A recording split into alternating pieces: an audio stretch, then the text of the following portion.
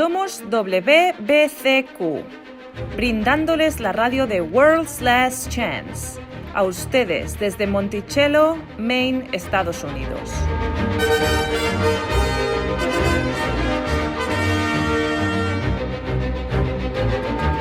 La violencia criminal, la inquietud política, inestabilidad financiera, todo apunta a una inminente crisis, una crisis como ninguna otra. Atentos a la radio de World's Last Chance para aprender a prepararse espiritualmente para lo que nos espera. Radio WLC, preparando un pueblo para el regreso inminente del Salvador.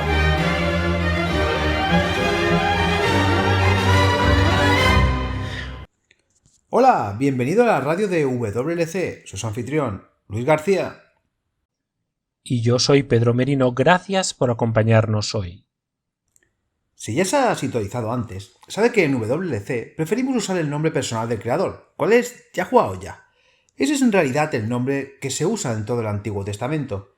Simplemente en nuestras traducciones modernas, el nombre se ha ocultado bajo los títulos genéricos de Señor o Dios.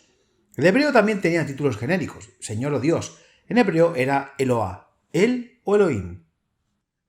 Elohim es como se hace referencia a Yahuwah en todo el relato de la creación. El nombre del Salvador contiene el nombre de Yahuwah.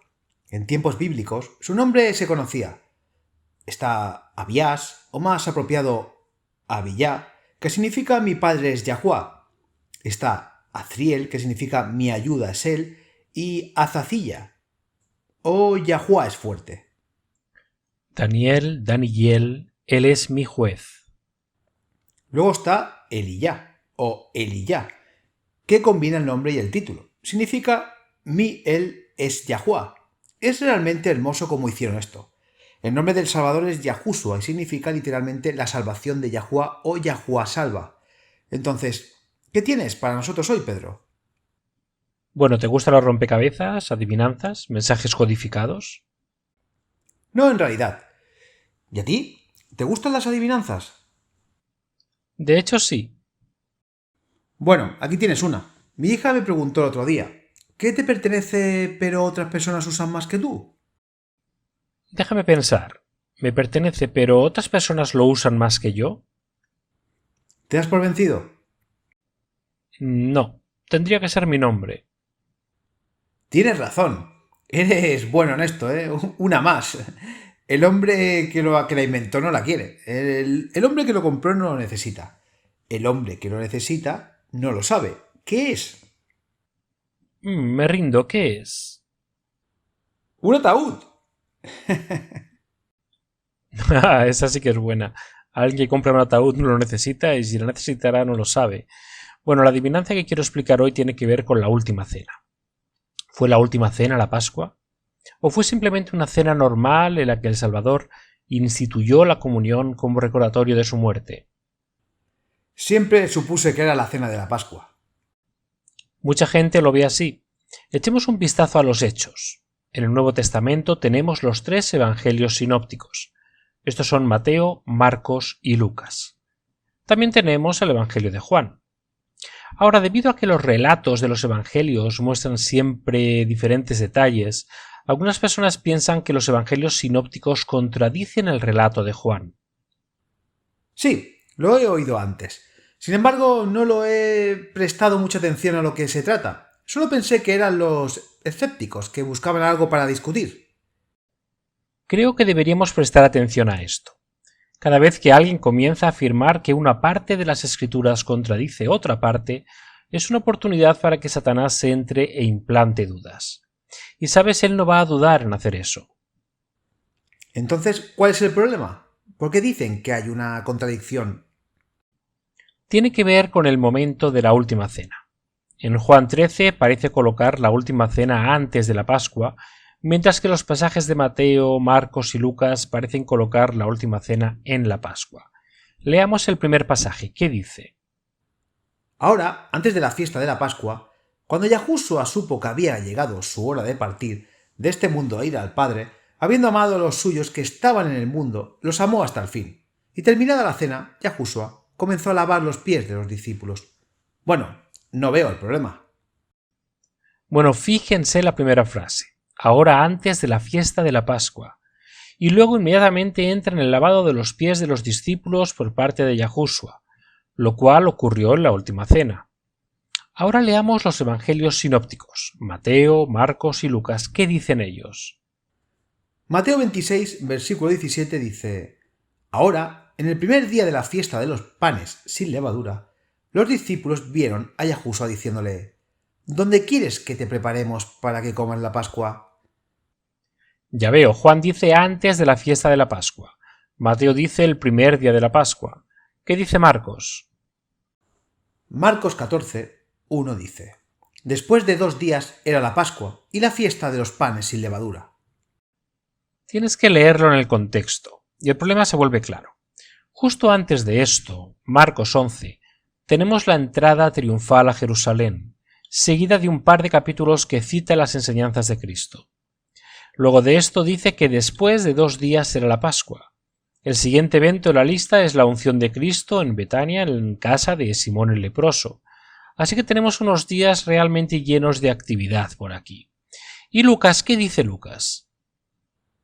Lucas 22, versículos 7 al 9 dice: Luego vino el día de los panes sin levadura, cuando la Pascua debía ser sacrificada, y él, Yahushua, envió a Pedro y Juan diciendo: Vayan y preparen la Pascua para nosotros, para que comamos.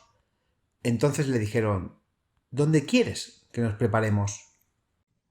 Entonces aquí tenemos lo que parecen ser contradicciones en los relatos del Evangelio. ¿Y por qué tanta gente está desconcertada?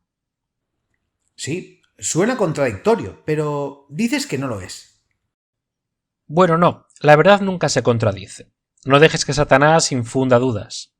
Si encuentra algo que parece contradictorio, simplemente significa que la comprensión es incompleta o que ha cometido un error en una suposición en algún momento, porque cuando profundice, encontrará que la verdad siempre es armoniosa.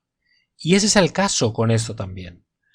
La gente ha creído que la última cena es la cena de la Pascua, debido a la suposición por mucho tiempo de que el día hebreo comenzaba al atardecer, en lugar del amanecer, a primera luz. Ah, sí, puedo ver eso. Porque si el Salvador fue crucificado el 6º día de la semana bíblica y las Escrituras dicen que lo fue, entonces, si el día comenzara al atardecer, la noche anterior técnicamente se consideraría la Pascua pagana. Ahora ya sabemos, por otra parte de las Escrituras, que el día bíblico en realidad comienza al amanecer, no al atardecer. Tenemos evidencia circunstancial de que el día comienza al amanecer y no al atardecer. Ya hemos hablado de esto antes. Simplemente vaya a nuestro sitio web, haga clic en el icono de la radio WLC y busque el programa titulado ¿Cuándo comienza el día de las Escrituras? Cuando se sabe que el día en las Escrituras comienza al amanecer, se hace inmediatamente evidente que si el Salvador murió en la Pascua, y era, entonces la última cena no podría haber ocurrido en la Pascua bíblica. Pero para aquellos que aún no han entendido la oportunidad de investigar cuándo comienza un día. Aún hay problemas con la suposición de que la última cena ocurre en la Pascua. En primer lugar, los 4 evangelios se refieren al día de la crucifixión, la preparación. ¿De verdad? Sí. Esto indica que la cena de la Pascua pagana de la noche, donde se debe hacer la preparación, aún no se había comido. Muchos sabadistas de hoy se refieren al 6º día de la semana bíblica como el día de preparación. En otras palabras, el día en que te preparas para el Sabbat o el 4º mandamiento. Esta es la separación, el día que Yahuwah ordenó para reunirnos con él y adorarlo. Claro, así es como lo pasamos en nuestro hogar.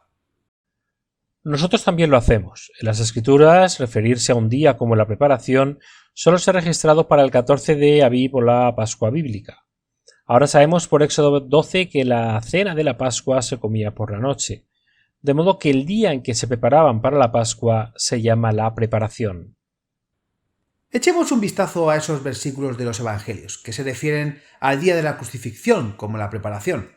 Mateo 27, 62 dice: Al día siguiente, que siguió el día de la preparación, los principales sacerdotes y los fariseos se reunieron ante el Pilato.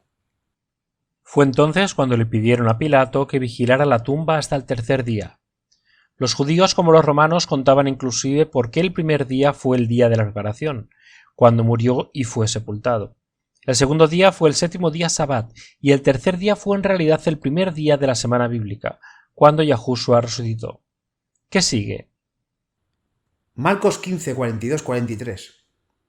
Y cuando llegó la noche, porque era el día de la preparación, es decir, el día antes del Sabbat, José de Arimatea, viniendo y animándose, fue a Pilato y pidió el cuerpo de Yahushua. No se puede ser más claro. El día de la preparación, es decir, el día antes del Sabbat. Correcto. Está bien. Lucas 23, versículos 53-54. Se trata de la sepultura de Cristo. Dice: luego bajó el cuerpo, lo envolvió en lino y lo puso en un sepulcro excavado en la roca donde nadie se había sido puesto antes. Ese día fue la preparación. Se preparó el cordero de Yah, envuelto en lino, y el Sabbat se acercaba. Esto es muy interesante. Veo por qué debemos comparar los pasajes de cualquier tema. Juan 19:31 también es muy claro. Dice: por lo tanto, debido a que era el día de la preparación, los cuerpos no debían permanecer en la cruz en el Sabbat, porque este Sabbat fue un día alto. Los judíos le pidieron a Pilato que les quebrara las piernas y así podrían ser llevados. Entonces tenemos el día después de la última cena como la preparación. ¿Preparación para qué? Para la Pascua bíblica. Miremos, la única razón de bajar los cuerpos de las cruces tan rápidamente fue porque ese día era la preparación para la cena de Pascua. Y así el día siguiente era el primer día de la fiesta de los panes sin levadura, un gran y solemne Sabbat. La última cena se comió el día antes de que Yahushua fuera crucificado, la cena con los discípulos. Entonces, lo que está diciendo es que si la última cena hubiese sido realmente la cena de la Pascua, el día siguiente no se le hubiera referido repetidamente como la preparación. Exacto, pero hay más. ¿Recuerdas lo que dijo Juan el Bautista cuando vio a Cristo por primera vez? ¿Cómo lo describió? Dijo: mira, el cordero de Yahuwah que quita el pecado del mundo. Ahora, si la última cena se hubiera comido en el momento de la cena real y oficial de la Pascua, ese hermoso simbolismo de Yahushua como el Cordero de Yahuwah que quita el pecado del mundo se hubiera perdido. El hermoso simbolismo de la sangre de Yahushua, siendo la sangre del Cordero Pascual, por cuya sangre somos exentos, se destruye si él no hubiera muerto en el momento del sacrificio vespertino en el día de la Pascua bíblica. Realmente nunca lo pensé de esa manera, pero eso tiene mucho sentido. Eso es hermoso. Vamos a tomarnos un breve descanso y cuando regresemos hablaremos un poco más sobre esto.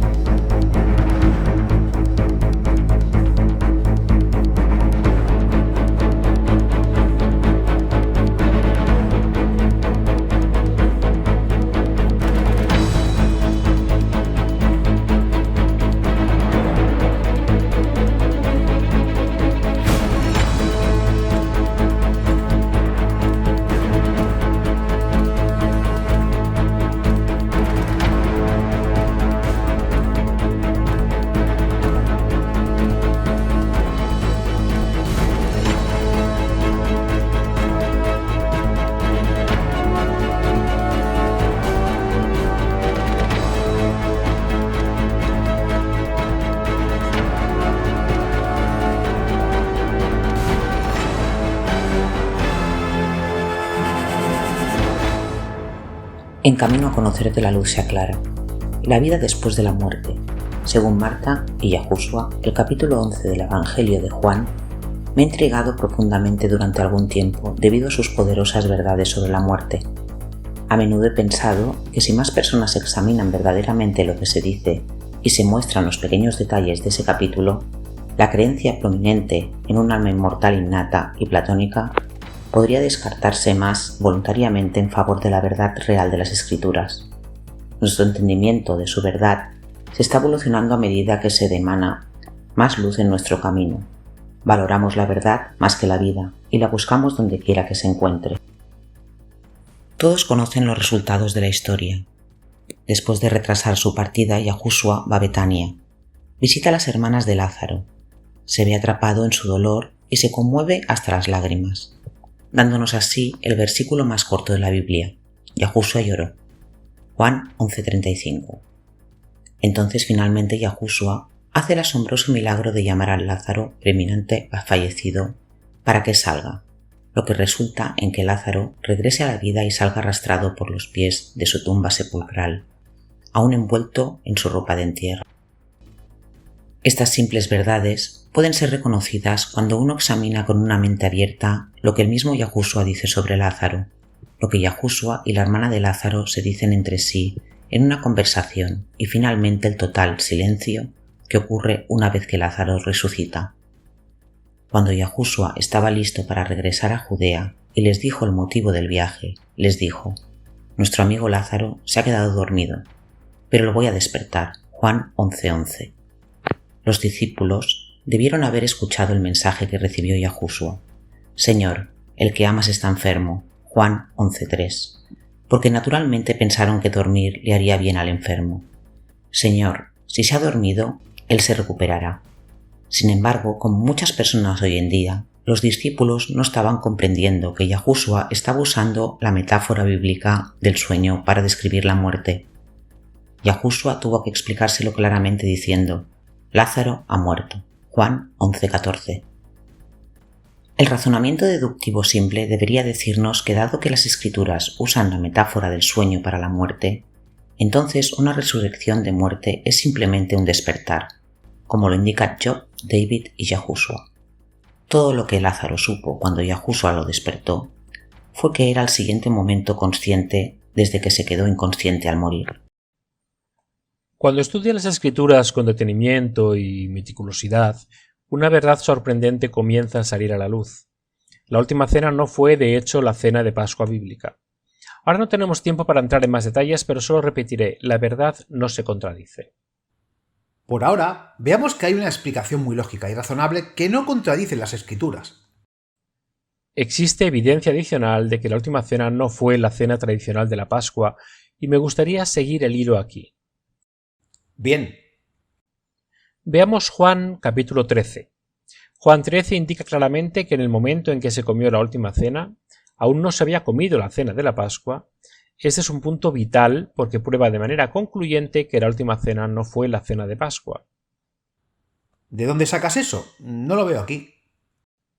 Te lo mostraré, y una vez que lo veas te preguntarás cómo pudiste haber asumido que la última cena era la verdadera cena de Pascua. Pero primero definamos un término. La cena de la Pascua se conocía comúnmente como la fiesta, porque daba inicio a la fiesta de los panes sin levadura. En la última cena, como recordarán, Yahushua anunció que uno de los 12 discípulos lo traicionaría. Esto molestó y confundió a los discípulos. Comencemos con Juan 13:23 y seguimos.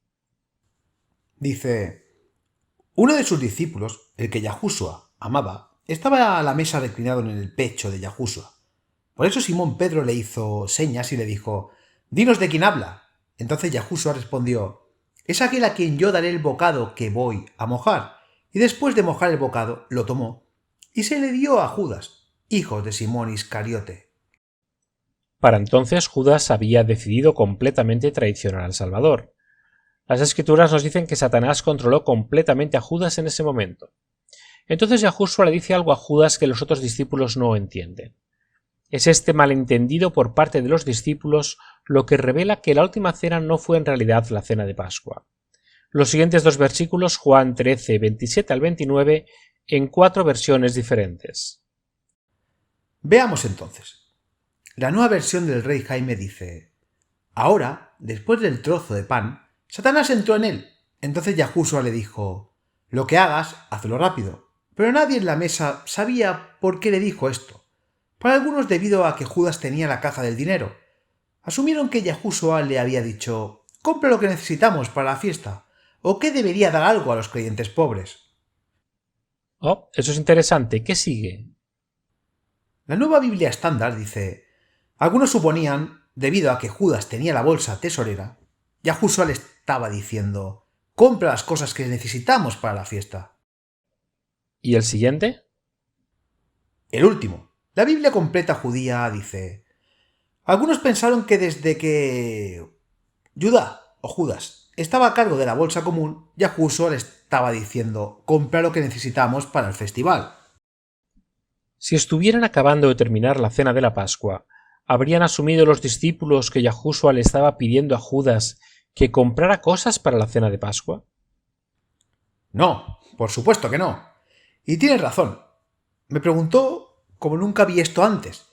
Las traducciones de la Biblia se han errado a través de los tiempos. Es por eso que debemos encrudiñar. Hay más. En la cultura hebrea la levadura era un símbolo del pecado. Esto se remonta al Éxodo y hasta el día de hoy. Los que observan la fiesta de los panes sin levadura eliminan toda la levadura de sus hogares durante esa semana. Me gustan los símbolos. Pueden incluir mucho más significados en un símbolo. Tomemos la levadura, por ejemplo. Mi hija mayor ha estado aprendiendo a hornear pan. Yo, por supuesto, he disfrutado de los frutos de su trabajo. Probablemente demasiado. Siempre puedes llevar algo al trabajo si estás glotoneando demasiado. A mí también me gusta el pan casero. Ella mejoró mucho una vez que dejó de cambiar la sal y el azúcar. De todos modos, no se necesita mucha levadura para transformar un grande tazón de masa.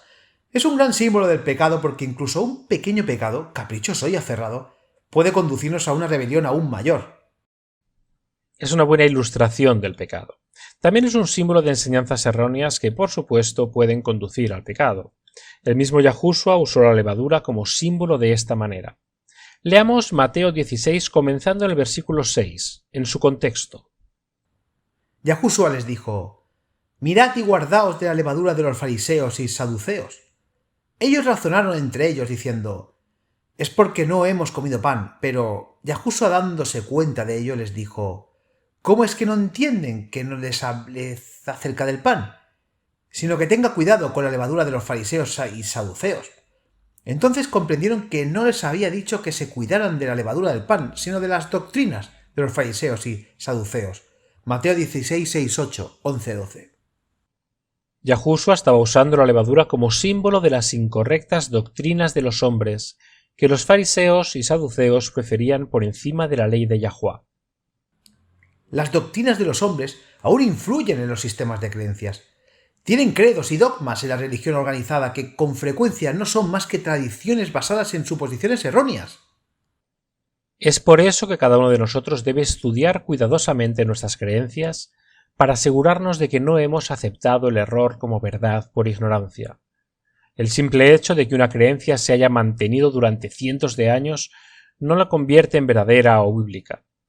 Volviendo a la última cena, nuevamente la levadura debía ser removida de la casa en la preparación, el 14 de Abib. Como dijimos antes, fue el día de la crucifixión de Cristo, el día en que se cenó la cena pascual, el Pesach por la noche. La Pascua siempre se comía con pan sin levadura. Fue un hermoso símbolo para Yahushua, el pan de vida, quien no conoció el pecado. Entonces, ¿qué nos dice eso? Bueno, sí, la última cena era la cena oficial de la Pascua. Se habría comido con pan sin levadura, ¿no? Exacto. Pero aquí está la sorpresa. La última cena se comió pan con levadura, no pan sin levadura. ¿En serio? Sí, y puedo probarlo. Mira, en hebreo solo hay una palabra para la frase en español pan con levadura. La frase en español pan sin levadura también proviene de una sola palabra hebrea. Para transmitir la idea del pan con levadura o sin levadura, se debe agregar una palabra adicional en el español. En hebreo, sin embargo, el concepto se cubre en una sola palabra. Lo mismo ocurre con el arameo y el griego. En hebreo, pan sin levadura es matzah. El pan con levadura es lechem. En arameo, el pan sin levadura es patiré, mientras que el pan con levadura es lakma. Y en griego, el pan sin levadura es azumos, mientras que el pan con levadura es artos. Palabras completamente diferentes. Aquí es donde se pone interesante. Cuando se habla de la fiesta de los panes sin levadura, siempre y sin excepción, la escritura usa la palabra para pan sin levadura, pan que no tiene levadura. ¿En el Antiguo Testamento? En el Antiguo y en el Nuevo Testamento. Cada vez que se menciona la fiesta de los panes sin levadura, siempre se usa la palabra para pan sin levadura. Entonces, lo que estás diciendo es que si la última cena hubiera sido la Pascua, entonces las palabras arameas y griegas que se refieren al pan que el Salvador partió y les dio a los discípulos serían las mismas palabras usadas para el pan sin levadura. ¿Lo entiendes ahora? Sin embargo, cuando retrocedemos y miramos cada vez que en el Nuevo Testamento se menciona el pan que se comió en la última cena, siempre usa las palabras para pan con levadura, pan con ácimo.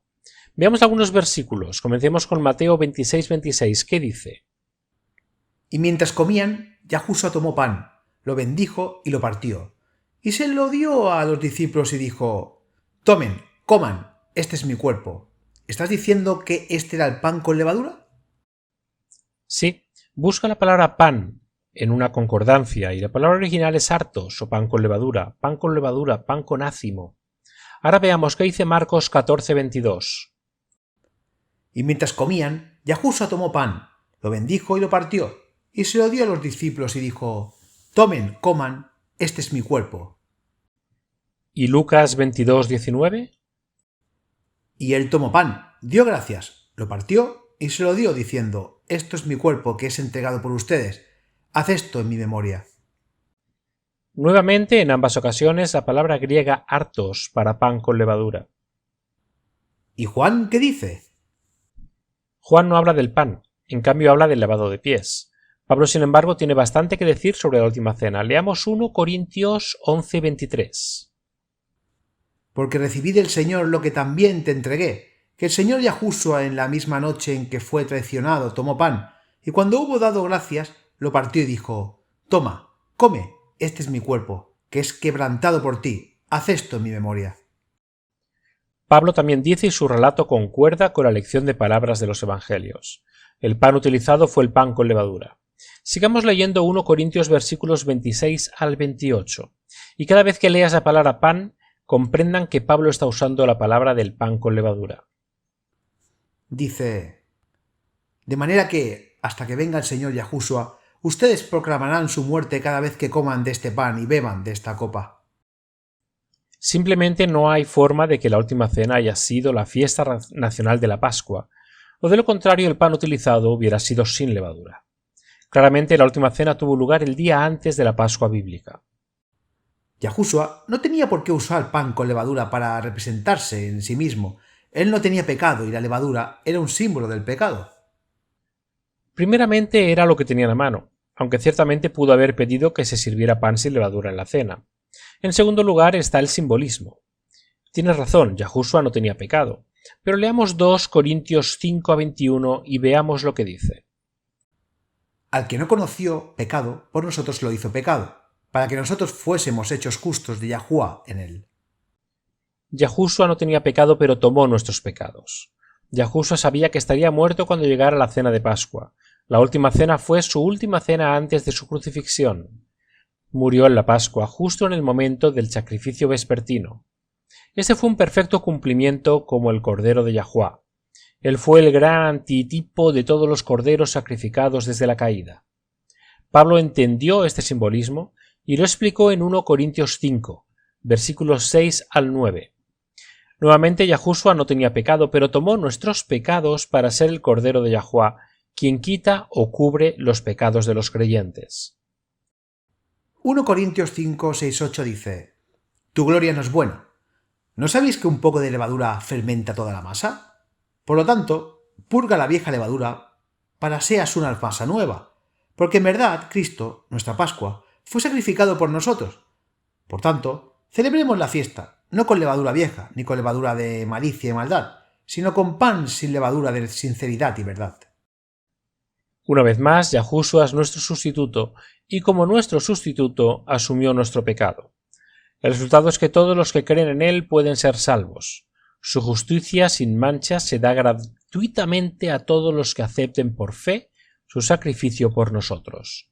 Esta es la esencia de la celebración de la Pascua bíblica. Somos exentos con seguridad y las demandas de la ley quebrantada se cumplen con su sangre derramada en nuestro nombre. Hermoso, es tan hermoso. Sabes, cada vez que hablo la Biblia siempre hay algo nuevo que aprender. A continuación, nuestro email diario. Manténgase al tanto.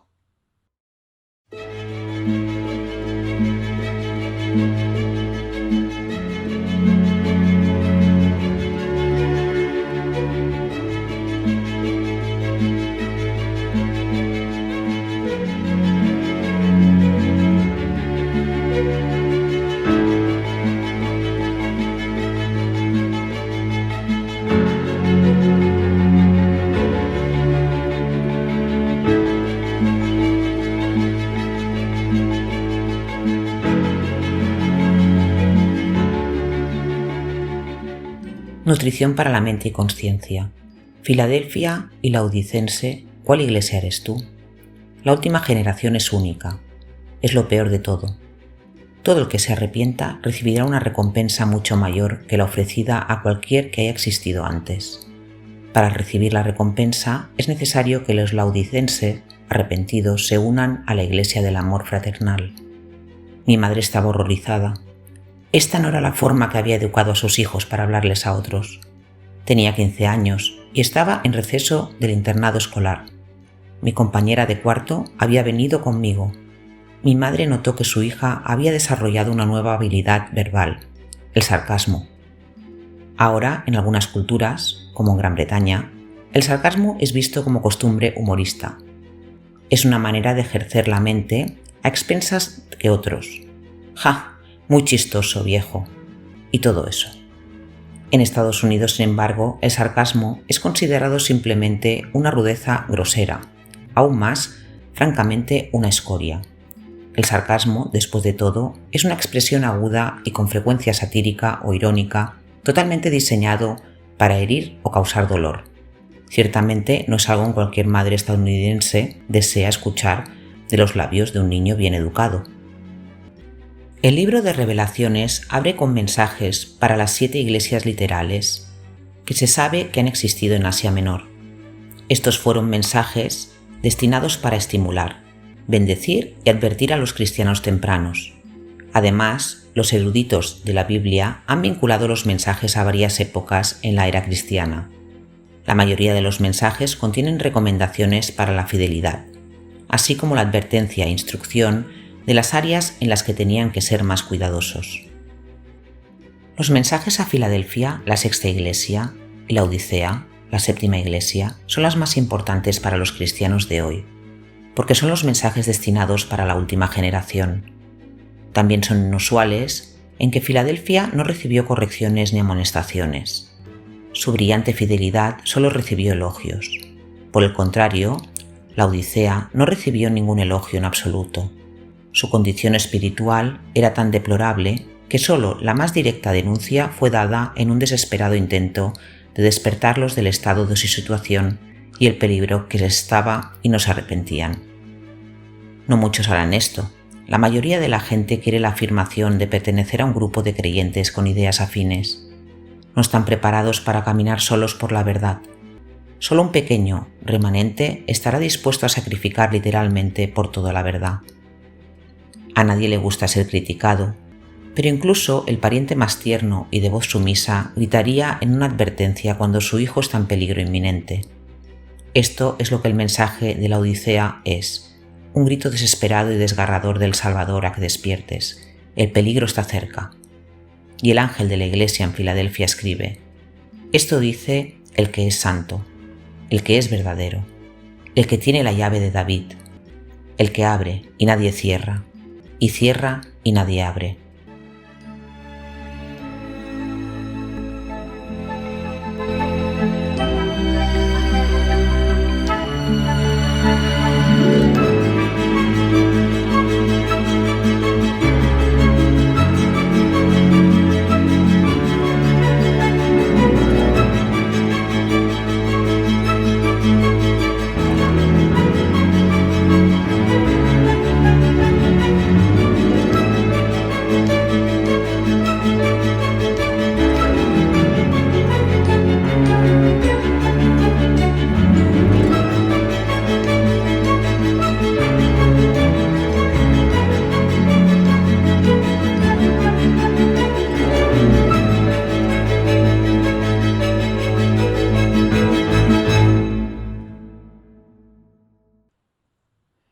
Selma Engel, de Oldenburg, Alemania, tiene una pregunta para nosotros.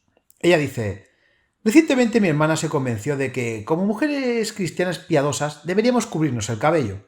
Casi ha convencido a nuestra madre de que ella también debería llevar una manta. No sé qué creer. La Biblia parece ser clara en cuanto a que las mujeres deben usar cobertores, pero ¿eso es simplemente una cuestión cultural?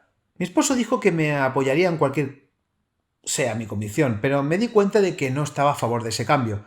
Agradecería que puedan compartir para aclarar el tema. He notado que este es un movimiento creciente entre los cristianos ultraconservadores y está basado en un pasaje de 1 Corintios capítulo 11.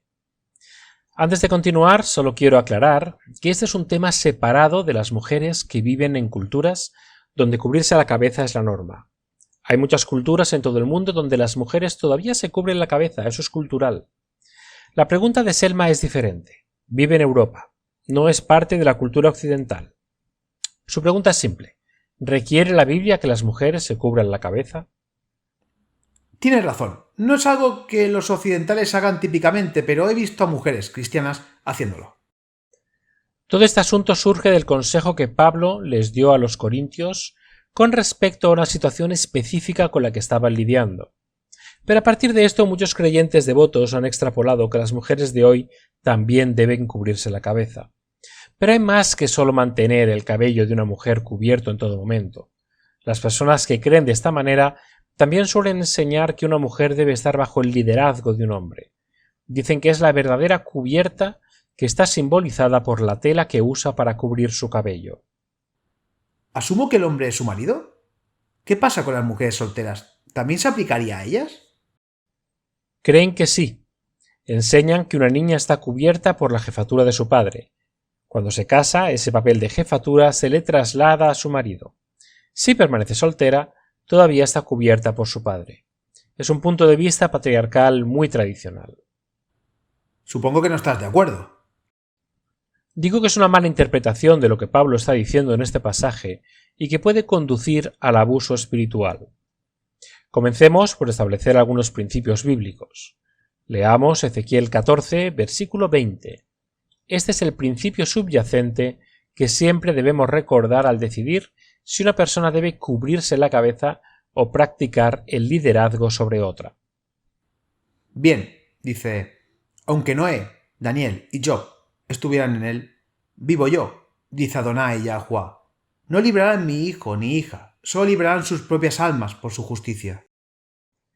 Nunca debemos ceder la autoridad sobre nuestras propias almas a otro ser humano.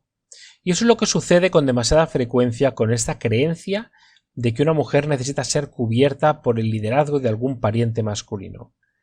Argumentarán que es un hombre piadoso, pero ¿y si no lo es? ¿Y está casada con un hombre egoísta? ¿O ha caído? Pero incluso con un hombre piadoso, ese texto dice que no puedes confiar en ellos, incluso si fuera Noé, Daniel o Job, hombres muy piadosos. Todos somos responsables ante Yahuwah por nuestras propias almas. Otro ejemplo es Débora. Tenemos su historia en Jueces 4, estaba casada, era jueza, y la gente la escuchaba, hombres y mujeres. No obedeció las órdenes de su marido, ella recibió órdenes de Yahuwah. Entonces, si Pablo no está diciendo que las mujeres deben cubrirse el cabello o estar bajo el liderazgo de un hombre, ¿qué está diciendo? ¿Cuál es la interpretación correcta en este pasaje? Leamos 1 Corintios 11, versículos 3 al 16. Dice, pero quiero que sepas que la cabeza de todo hombre es Cristo. La cabeza de la mujer es el hombre y la cabeza de Cristo es Yahuwah. Todo hombre que ora o profetiza con la cabeza cubierta deshonra su cabeza. Pero toda mujer que ora o profetiza con la cabeza descubierta deshonra su cabeza porque es lo mismo que si tuviera la cabeza rapada.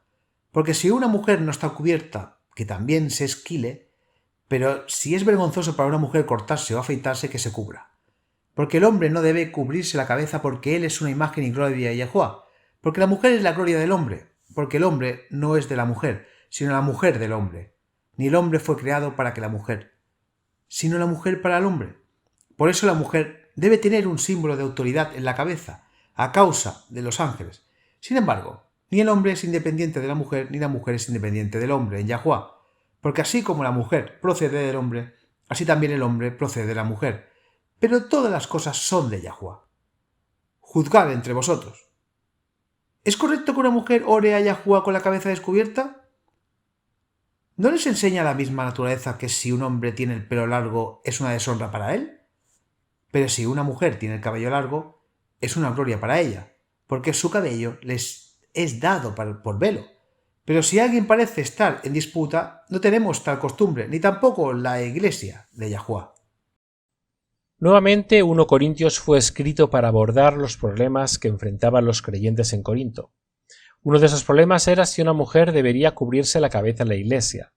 Esta era una pregunta porque una de las tradiciones judías era que los hombres jefes de familia siempre se cubrían la cabeza al entrar al templo. ¿Por qué? ¿Qué significado tiene? Fue para mostrar reverencia a Yahuwá, pero también fue para mostrar la culpa y la vergüenza de sus pecados. Pablo, como todos sabemos, se oponía mucho al legalismo de la tradición judía. En consecuencia, se opuso a esta demostración legalista de culpa. Es algo físico. Pero los creyentes son justificados por la fe. Están ante Yahuwá como si nunca hubieran pecado. Entonces es cuando surgió la pregunta. Bueno, ¿deben las mujeres cubrirse la iglesia o no? Pablo respondió convirtiendo la situación en una analogía espiritual. Solo para aclarar, en el versículo 16, Pablo respondió a su pregunta diciendo: si alguien parece estar en disputa, en otras palabras, si alguien quiere discutir al respecto, nosotros no tenemos tal costumbre, ni las eclesias de Yahuwá. Entonces él está diciendo aquí no es necesario que esté cubierta, no existe tal costumbre. Si las mujeres quieren hacerlo, está bien, puede que sea su costumbre, pero ciertamente no hay ningún requisito para que lo hagan, no tiene efecto alguno. Me has perdido. No veo esta analogía a la que te refieres. Sabemos que Pablo no está hablando de un velo literal o una cubierta de tela cuando habla de una mujer que tiene la cabeza cubierta, porque reconoce que ella ya está cubierta. ¿Dónde? En el versículo 15 él dice: pero si una mujer tiene el cabello largo, es una gloria para ella, porque su cabello le es dado por velo. Entonces, ¿cuál es la analogía? La analogía aquí es que él está hablando de una cobertura espiritual. Isaías 30, versículo 1 dice: «Ay de los hijos rebeldes, dice Yahuwá, que toman consejo pero no de mí, y se cubren con una cubierta, pero no con mi espíritu, para hacer pecado sobre pecado». Este versículo revela que Yahuwá es nuestra cobertura. No debemos buscar otra cubierta que no sea su espíritu, y ciertamente no de otros humanos, que ya sean pastores, esposos o padres. Veamos Salmo 104 y leamos los 2 primeros versículos. Este es otro lugar que habla de la cubierta de Yahuwá. Bendice Yahuwá, oh alma mía. Oh Yahuwá mi Eloá, es mi grande. Estás vestido de honra y majestad, que te cubres de luz como de un manto. Yahuwá está vestido, o cubierto de honor, majestad y luz. Y donde hay luz, no hay oscuridad ni pecado. La cobertura de la que Yahuwá está hablando es su espíritu de la verdad y luz. Tomemos este entendimiento y leamos 1 Corintios 11, versículo 4 nuevamente. ¿Qué dice? Todo hombre que ora o profetiza con la cabeza cubierta deshonra su cabeza. La cabeza de la mujer es el hombre y la cabeza de Cristo es Yahuwá. Pablo está hablando simbólicamente a lo largo de este pasaje. No se refiere a la cabeza física del hombre, porque acaba de decir en el versículo 3: «Quiero que sepas que la cabeza de todo hombre es Cristo». Lo que está diciendo aquí es simple. Cristo es nuestra cabeza. Si cubrimos a Cristo para que su presencia no se vea en nuestras vidas, entonces lo deshonramos tomando el nombre de cristiano. Mateo 5:16 dice: «Deja que tu luz brille ante los hombres, para que vean tus buenas obras y glorifique a tu Padre que está en los cielos». Exacto. Si los hombres van a tomar el nombre de Cristo, alegando ser sus seguidores, pero con sus vidas lo deshonran, están cubriendo la gloria de Yahuwá, que debe brillar a través de ellos según su obediencia y cumplimiento de la ley del Creador. Está bien, pero ¿y las mujeres? El versículo 3, Pablo dijo que la cabeza del hombre es Cristo, la cabeza de la mujer es su marido, y la cabeza de Cristo es de Yahuwá. Esta no es una cadena de mando, ya que sabemos que Yahuwá comparte su gloria con el Salvador, aunque Yahuwá es la cabeza del Hijo. Del mismo modo, un esposo verdaderamente piadoso no ejercerá fuerza ni dominio sobre su esposa. Él hará todo lo que esté en su poder para elevarla, para tratarla con respeto y como su igual, así como Yahuwá elevó a Cristo. La raza humana le pertenece a Yahuwá. Nadie tiene autoridad sobre ellos. El verdadero liderazgo se gana con el amor abnegado que se le da a quien está cubierto. Así es como Cristo amó a la Iglesia, y cómo los hombres deben amar a sus esposas. ¿Y qué dice el Salmo 140, 7-9? Oh Yahuwá Adonai, la fuerza de mi salvación, me cubriste la cabeza en el día de la batalla. No concedas, oh Yahuwá, los deseos de los impios, en cuanto a la cabeza de los que me rodean, que la maldad de sus labios los cubra.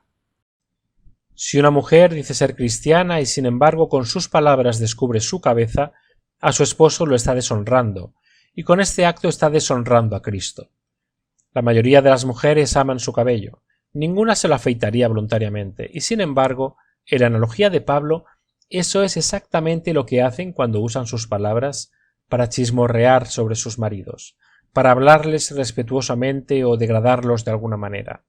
Esto lo avergüenza y avergüenza a Yahuwá. Las esposas deben cubrir las debilidades de su esposo, no descubrirlos. Yahuwá todo lo sabe y ante él todos somos responsables de nuestros hechos. Él se encargará. Eso es algo que siempre he apreciado mucho de mi esposa. Hemos tenido nuestros desacuerdos, pero ella siempre ha tenido mucho cuidado de no chismorrear con sus amigas sobre mí a mis espaldas. Ella es leal y siempre se cuida de presentarme a nuestros amigos de la mejor manera posible. Realmente aprecio eso de ella. Ella te honra a ti, su cabeza matrimonial, y al actuar con honor, honra a Cristo. Este es el punto que Pablo está señalando en este pasaje. No está diciendo que las mujeres deban llevar siempre un pañuelo sobre la cabeza. Betty Miller, una autora cristiana, escribe: una forma en que podemos discernir entre la enseñanza falsa y la verdadera es examinando su fruto. ¿Trae libertad o legalismo y esclavitud? El problema de interpretar 1 Corintios 11 es que se convierte en legalismo y no se dan cuenta. Vean, si una hermana se siente ligeramente superior a otras hermanas porque tiene el pelo cubierto y ellas no, eso es legalismo. Si siente que debe estar bajo el liderazgo de cualquier hombre humano en lugar de Cristo, eso es esclavitud. Buen punto. Es tan fácil sentirse superior cuando se filtra cualquier indicio de legalismo.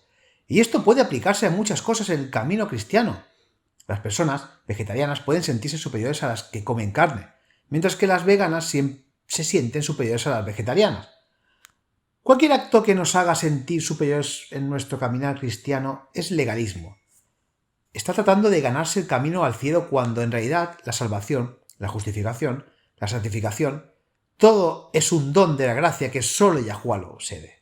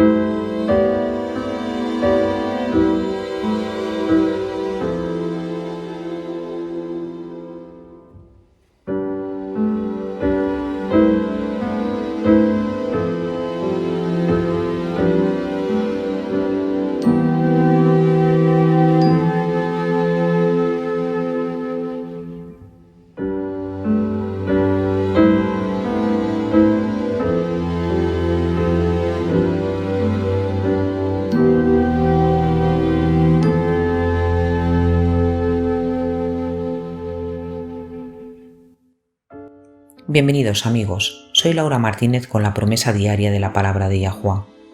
A Hannah le encantaban las porristas y estuvo en el equipo de porristas de su escuela en un 2º grado de secundaria.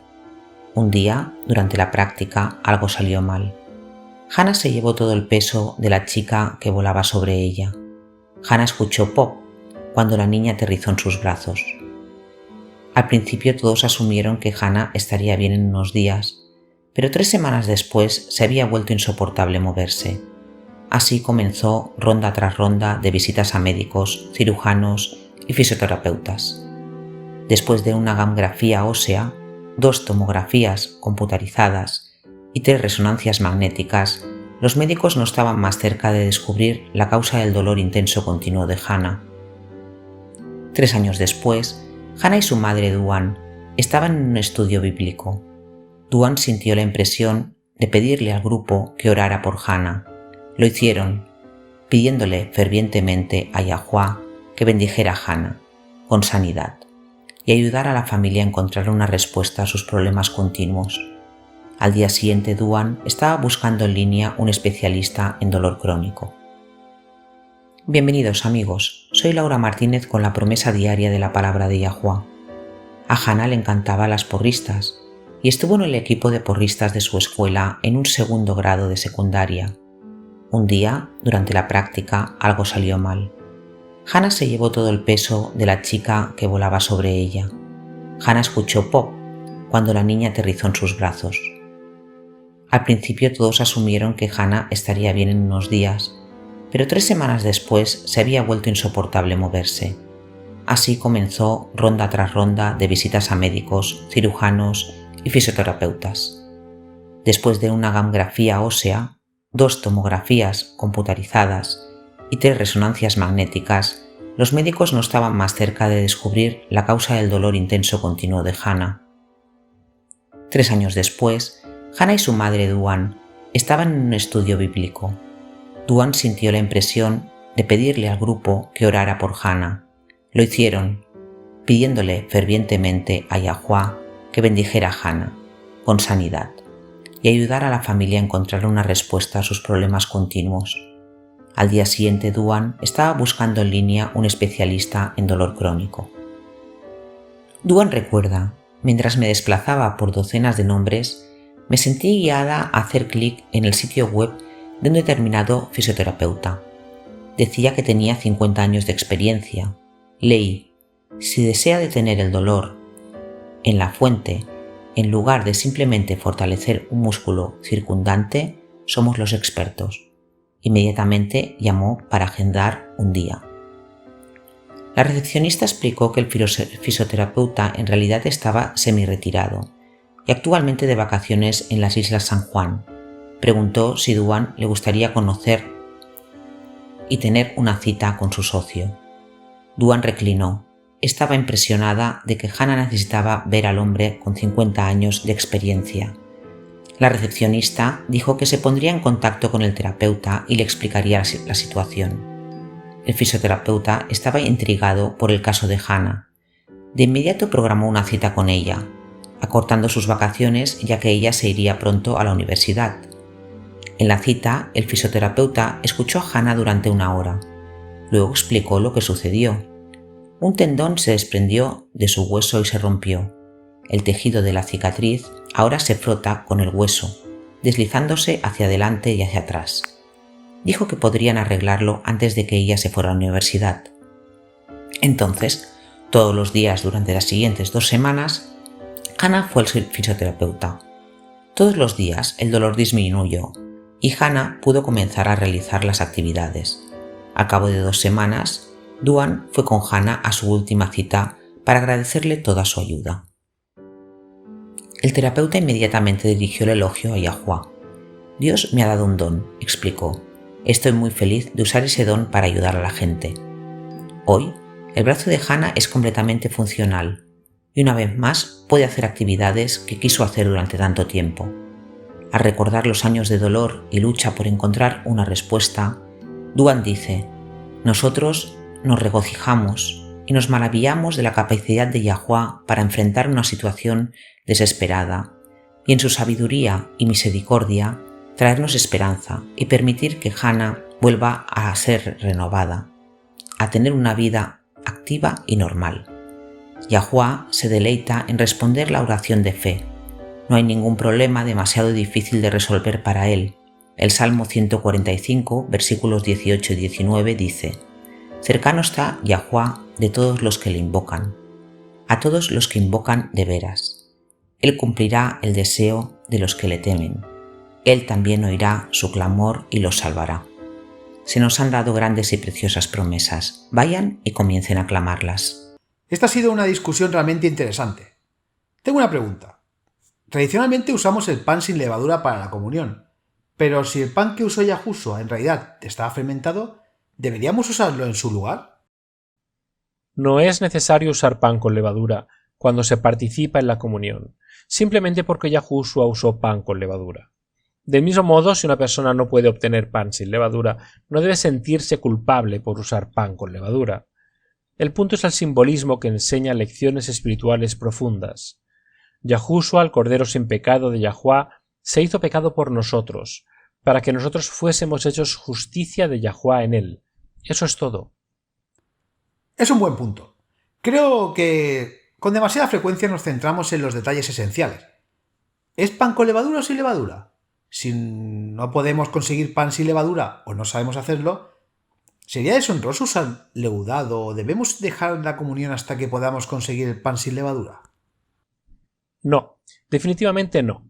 Yahuwah conoce las intenciones de cada uno. Somos justificados, declarados justos por la gracia de Yahuwah, gente. No es algo que podamos ganarnos. Todo lo que podemos hacer es elegir aceptarlo por fe, y debemos concentrarnos. Martín Lutero dijo una vez: todas las semanas predico la justificación por la fe a mi pueblo, porque todas las semanas lo olvidan. Y luego, cualquier obra de justicia es el fruto de haber sido ya justificado. No es lo que nos compre la justificación. Cualquier otra cosa es otro evangelio. No es el evangelio de Cristo, es un evangelio falso. El fin está cerca, amigos. No tenemos tiempo para jugar con nuestra salvación. No puede ganárselo ni está abierto para negociaciones. Solo puedes aceptarlo mediante la fe en Cristo. Toma esa lección hoy. Será la mejor decisión que hayas tomado. Acompáñenos una vez más mañana. Hasta entonces recuerden, Yahuwah les ama, y en él está segura tu confianza.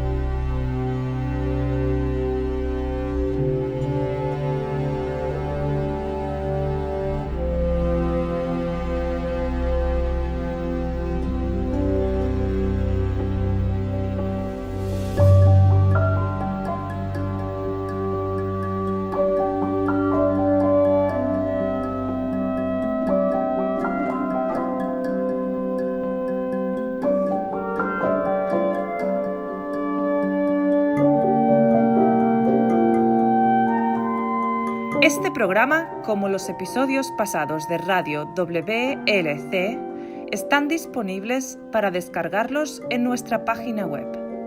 Son estupendos para compartir con amistades y estudios bíblicos. También es un maravilloso apoyo para aquellos que dan su adoración a Yahuwah solos o en casa. Si desea escuchar los programas de Radio WLC, visite nuestra página web en worldslastchance.com/español. Haga clic en el icono Radio WLC, parte superior a la izquierda de la página principal. Esto le permitirá hacer descargas de los episodios en su idioma preferido. También están los artículos y los vídeos disponibles en una variedad de idiomas. Acompáñenos otra vez mañana para otro mensaje lleno de verdades en WBCQ, en 93.30 kHz, en la banda de 31 metros. La radio de WLC prepara un pueblo para el pronto retorno del Salvador.